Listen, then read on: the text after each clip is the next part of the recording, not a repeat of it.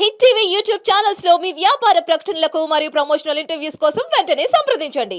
గురువుగారు, జ్యోతిష్యానికి సంబంధించి అసలు నిజంగా నేను ఇన్ని సంవత్సరాల నుంచి ఇందులో ఉన్నా కూడా నేను కూడా చాలా ఆశ్చర్యంగా వింటూ ఉన్నాను మీరు చెప్పే ప్రతి మాట కూడా. ఇందులో భాగంగా చాలామంది జ్యోతిష్యం చూపించుకోవాలి అనుకున్న వాళ్ళు పుట్టిన తేదీ, సమయం, ప్లేస్ ఇవన్నీ చెప్పమంటారు. దాని ద్వారా చెప్తూ ఉంటారు. ఒకవేళ పుట్టిన తేదీ కానీ, లేదా సమయం కానీ, లేదా మరి ఏ ఇతర విషయాలు కూడా మనకి కరెక్ట్‌గా అంటే ఎగ్జాక్ట్‌గా వాళ్ళకి సంబంధించిన పూర్తి వివరాలు తెలియని వాళ్ళకి జ్యోతిష్యాన్ని ఏ విధంగా చూడొచ్చంటారు? వాళ్ళకి కూడా ఎగ్జాక్ట్‌గా వాళ్ళ జ్యోతిష్యం 100% చెప్పే అవకాశం ఉంటుందా? ఉంటే అది ఎలా? చెప్పండి. మనకి జ్యోతిష్ శాస్త్రంలో చాలా శాస్త్రాలు వచ్చాయండి. హ్మ్. హస్త సాముద్రికం అని, అవును. న్యూమరాలజీ అని, హ్మ్. హ్మ్. ఇవన్నీ కూడా ఆహ్, ఈ పుట్టిన సమయము, అలాగే తేదీ, ఎక్కడ పుట్టారో ప్లేస్. ఈ 3 తెలియని వాళ్ళకి ఆల్టర్‌నేటివ్ శాస్త్రాలుగా మనకి వచ్చాయి. హ్మ్. అయితే ప్రధానంగా మనకి వేదం నుంచి ఆవిర్భవించినటువంటి శాస్త్రం మాత్రం 100కి 100 పాళ్ళు జ్యోతిష్ శాస్త్రం. హస్త సాముద్రికం పుట్టలేదు వేదం హ్మ్. నుంచి. హ్మ్. ఈ హస్తసాముద్రికము ఏదైతే ఉందో, అంటే నాకు ఒక ప్రశ్న. చాలా మంది, అంటే నేను ఎవరిని విమర్శించనండి. హ్మ్. వాస్తవం అని, యథార్థవాది లోక విరోధి అని అవును. మనం యథార్థం మాట్లాడాలి. ఇవి ఎవరికి నచ్చినా నచ్చకపోయినా. ఒక చేతులు లేనివాడు ఉన్నాడండి. హ్మ్. పాపం చేతులు లేవు పుట్టుకతోనే. హస్త సాముద్రికం ఎలా చెప్తారో నాకు తెలియదు. హ్మ్. నాకు తెలియదు, అసలు అడగలే నేను ఎప్పుడు. అంటే ఈ మధ్య పామిస్ట్రీ అని కాళ్ళకి కూడా ఇప్పుడు చూస్తున్నాను. కాళ్ళు లేనివాడు ఉంటాడు. అంటే ఒక శాస్త్రము ఇంప్లిమెంట్ చేయాలి అంటే అది మానవాళ్ళందరికీ ఉపయోగపడాలి. హ్మ్. అసలు పుట్టుక డేట్ లేనివాడు ఉంటాడా? హ్మ్. ఉండడు. వాడికి తెలియకపోవచ్చు ఎప్పుడు పుట్టాడు. అవును. కానీ పుట్టుక డేట్ ఉంటుంది. రైట్. పుట్టిన సమయం ఉంటుంది. హ్మ్. పుట్టిన ప్లేస్. స్థలం ఉంటుంది. ఆ అవును. స్థానం ఉంటుంది. హ్మ్. ఈ 3 లేని వాడు ఉండడు. హ్మ్. కానీ చేతులు లేనివాడు ఉంటాడు. కాళ్ళు లేనివాడు ఉంటాడు. హ్మ్. ఈ బొటనవేలు లేనివాడు ఉంటాడు. హ్మ్. అంటే ఇప్పుడు అన్నిటికంటే గొప్ప శాస్త్రము జ్యోతిష్. నేను నేర్చుకున్నాను కాదు. హ్మ్. మహర్షులు అందించినటువంటి గొప్ప శాస్త్రం. వేదం నుంచి మనకు ఆవిర్భవించినటువంటి శాస్త్రం జ్యోతిష్ శాస్త్రం. దీనికి ప్రధానంగా ఆధారం పుట్టిన సమయము, తేదీ, దాన్ని బట్టి మాత్రమే నిర్ణయం చేస్తాం. హ్మ్. ఒకప్పుడు ఎక్కువగా ఈ వేద పండితులు బ్రాహ్మణుల ఇంట్లోనే శిశువు జన్మించగానే హ్మ్. ఆ సమయాన్ని వాళ్ళు లెక్కించుకొని కూర్చొని వాళ్ళు రాసడం జరిగేది. తర్వాత క్షత్రియులు ఎక్కువగా చూపించుకునేవాళ్ళు. హ్మ్. ఎందుకంటే రాజ్యాధికారం పొందగలిగే యోగం ఉందా లేదా, హ్మ్. వీరాది వీరుడు అవుతాడా లేదా, ఆయుష్ ఎట్లా ఉంది, హ్మ్. వాడిని మహారాజుని చేస్తే ప్రజలందరూ కూడా సుఖంగా ఉంటారా లేదా. ఉంటారా లేదా? ఇందాక నేను ఒక ప్రశ్నలో మీకు మహారాజు యోగం గురించి చెప్పాను. అవును. ఆ మహారాజు యోగం ఆ పిల్లవాడికి ఉంటేనే వాడిని రాజుని చేసేవాడు. లేకపోతే వాడి తమ్ముడినో లేకపోతే వాడి అన్నయ్యనో ఇంకొక ఆల్టర్నేటివ్ ఇంకో పిల్లవాడిని చేయడానికి అవకాశం. హ్మ్. దానికోసం క్షత్రియ ధర్మంగా వాళ్ళు చూపించేవాళ్ళు. రాను రానున్న కాలంలో ప్రతి మానవుడికి కూడా అది అవసరమైంది, వాళ్ళ గొప్ప శాస్త్రం కాదు. నా విషయానికొచ్చి అంటే మిగిలిన వాళ్ళు ఎలా చూస్తారో నాకు తెలియదండి. హ్మ్. కానీ నేను మాత్రం ఎవరికైనా పుట్టిన తేదీ, సమయము ఏమి కనుక తెలియకపోతే, హ్మ్. ఓ 60 ఏళ్ళ మనిషి ఉన్నాడు, అప్పుడు అవేర్‌నెస్ లేదు. వాళ్ళ నాన్నగారు, అమ్మగారు నోట్ చేసి ఉండరు పాపం. అవును. అవును. అది ఎక్కడో ఒకళ్ళు నోట్ చేసినా ఆ పేపర్ ఎక్కడ పాపం పడేసుకొని ఉంటారు. హ్మ్.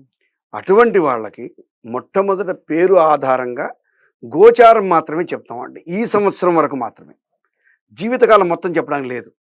హ్మ్. ఎవరన్నా వచ్చి పేరు అంటే బలం మీద ఒక సంవత్సరానికి చెప్పొచ్చా ఒక్క గురువు? సంవత్సరానికి చెప్పొచ్చు. ఓకే. ఇప్పుడు ఒక పిల్లవాడు ఉన్నాడు, అతనికి డేట్ ఆఫ్ బర్త్ లేదు. హ్మ్. గురువుగారు, నా విద్య అయిపోయిందండి, ఉద్యోగానికి ప్రయత్నం చేస్తున్నాను. హ్మ్. నా పేరు పలానా రామారావు అండి. హ్మ్. మరి నాకు ఈ సంవత్సరం ఉద్యోగం వచ్చే ఎలా ఉంది అవకాశం అంటే ఉందా అంటే, చెప్పొచ్చు. హ్మ్. ఈ రామారావు అనే అక్షరానికి మొట్టమొదటి అక్షరం రా అనే అక్షరం.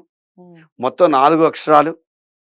ఈ 4 అక్షరాలు మొట్టమొదటి రా కాబట్టి రా అనే అక్షరం పలానా నక్షత్రము, పలానా రాశికి చెంది ఉందని చెప్పి రాసుకొని, తద్వారా ఇప్పుడు గోచారంలో ఆ రాశి వారికి ఎక్కడెక్కడ ఏ గ్రహాలు ఉన్నాయో, తద్వారా బాబు నీకు పలానా డేట్‌కి తప్పనిసరిగా ఉద్యోగం వస్తుంది అని చెప్పి ఖచ్చితంగా రాసిచ్చి పంపించొచ్చు. అది ఛాలెంజ్ కూడా చేయొచ్చు. హ్మ్. హ్మ్. ఇది ఒకటి పద్ధతి. హ్మ్. రెండవ పద్ధతి, ఎవరైనా జాతకానికి వచ్చినప్పుడు అపాయింట్మెంట్ తీసుకుంటారు మామూలుగా. అవును. మేమేం చేస్తాం, 7 గంటల నుంచి 9 గంటల లోపు రండి అంటాం. అంటే హ్మ్. డేట్ ఆఫ్ బర్త్ లేని వాళ్ళని. హ్మ్. వాళ్ళు 7 నుంచి 9 లోపు ఏదో టైంలో వస్తారు. హ్మ్. వచ్చినప్పుడు ఖచ్చితంగా వాళ్ళు నా ఆశ్రమ ప్రవేశం ఎప్పుడైతే జరిగిందో, హ్మ్. ఆ గడప లోపలికి ఎంటర్ అయిన టైం ఉంటుంది. హ్మ్. దాన్ని నోట్ చేస్తాం. హ్మ్. దాన్ని ప్రశ్న జాతకము అంటారు. అంటే ఇప్పుడు వాళ్ళకి జాతకము పుట్టినప్పుడు కాదు, ఉమ్, ఏ రోజైతే గురువు యొక్క ఆశ్రమంలో అడుగు పెట్టాడో అదే అతని పుట్టుక, ఉమ్, అదే అతని నక్షత్రం, అదే అతని చక్రం. ఉమ్, ఆ చక్రాన్ని వేసి ఏ పని మీద వచ్చారో కనుక్కుంటాం, ఉమ్, మిగిలినవన్నీ చెప్పం. ఉమ్, ఏ పని మీద వచ్చారో నా దగ్గర అంటే ఏ ప్రాబ్లంతో వచ్చారో, అది హెల్త్ ప్రాబ్లమా, ఇంకేదో ఉద్యోగమా, వ్యాపారమా, ఏదో చెప్తారు. ఉమ్, ఆ అతను నా ఆఫీసులోకి ప్రవేశించిన సమయానికి ఉన్నటువంటి చక్రం ఆధారంగా ఏ ఏ గ్రహాలు ఎక్కడున్నాయో లెక్కబెట్టి ఈ పని అవుతుందా అవదా చెప్పచ్చు. ఓకే. ఉమ్, 100% చక్కగా చెప్పచ్చు, ప్యూర్ యాక్యురేట్. ఓకే. ఇక్కడ ఒక డౌట్ ఏంటంటే అన్ని కరెక్ట్ గా ఉంటాయి. అంటే సంవత్సరాన్ని చెప్తారు, ప్లేస్ ఆఫ్ బర్త్ చెప్తారు, టైం అన్ని చెప్తారు.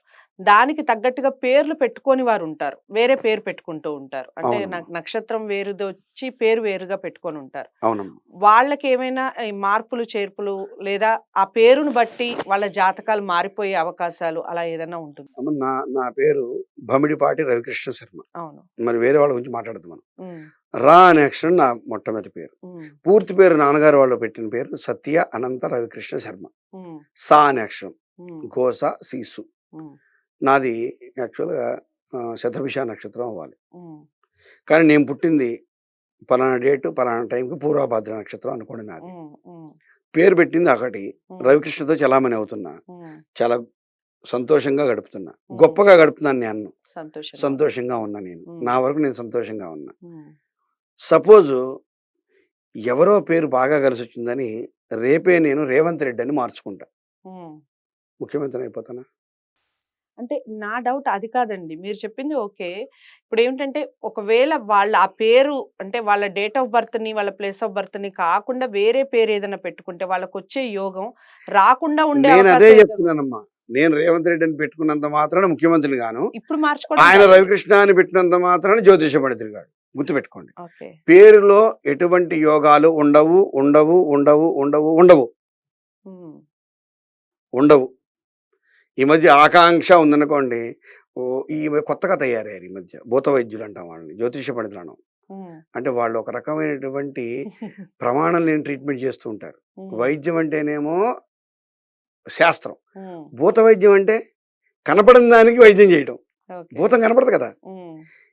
కేఏ ఆకాంక్ష అని పెడతాడు. హ్మ్.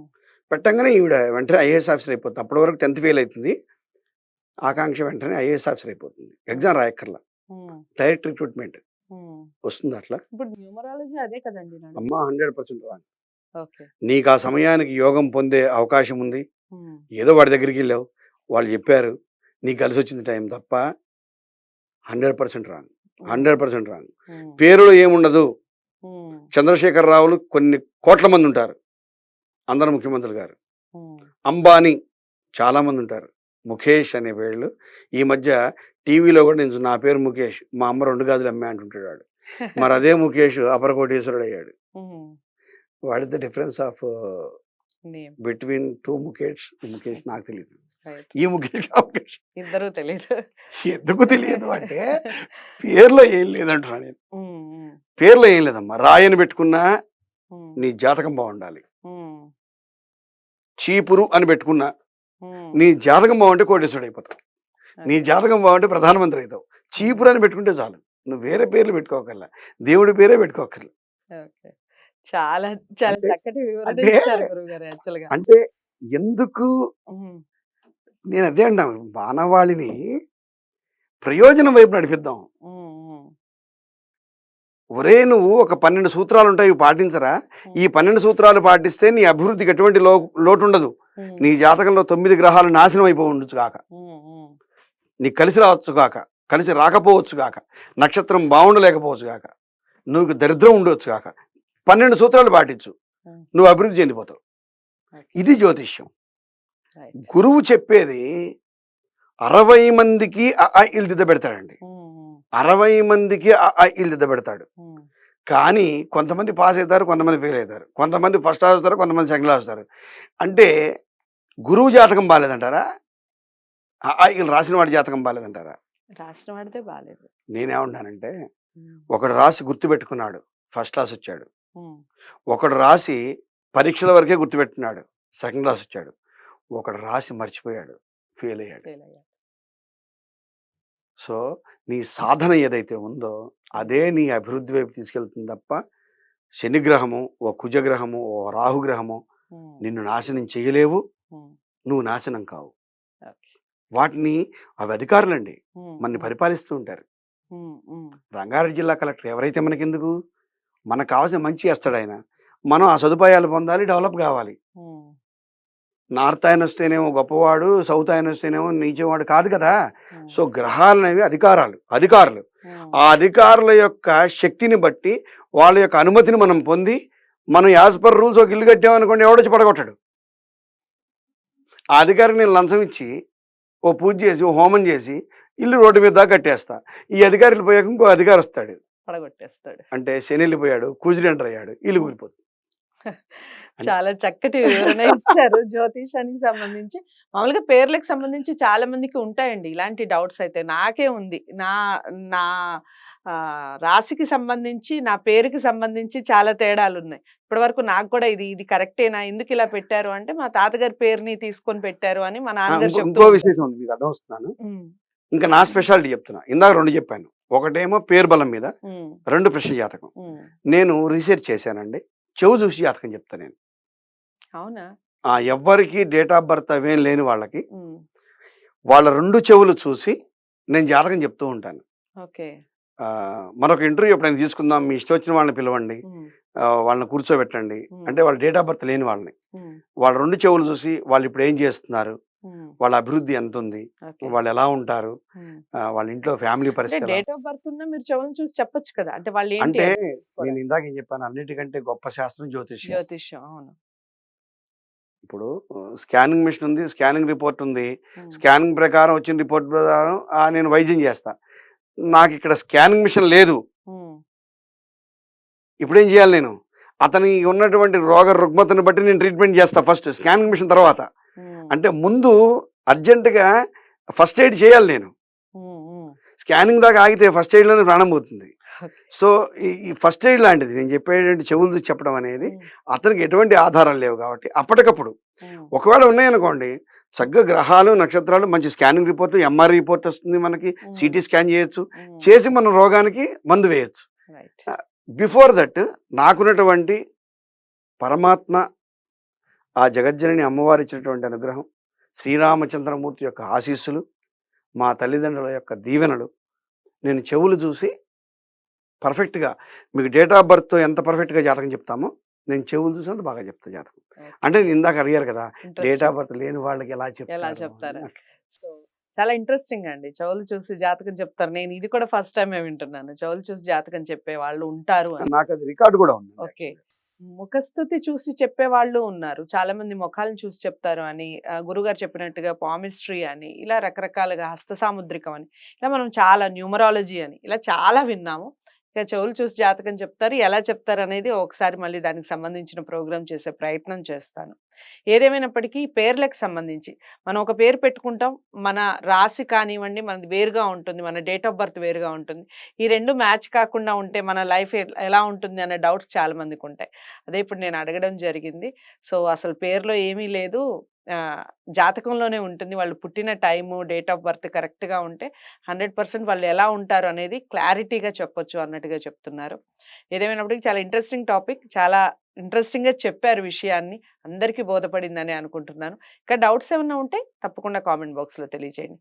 వీడియోని లైక్ చేసి షేర్ చేయండి, ఛానల్ని సబ్స్క్రైబ్ చేసుకోండి. మరో మంచి వీడియోతో మళ్ళీ కలుద్దాం. నమస్తే.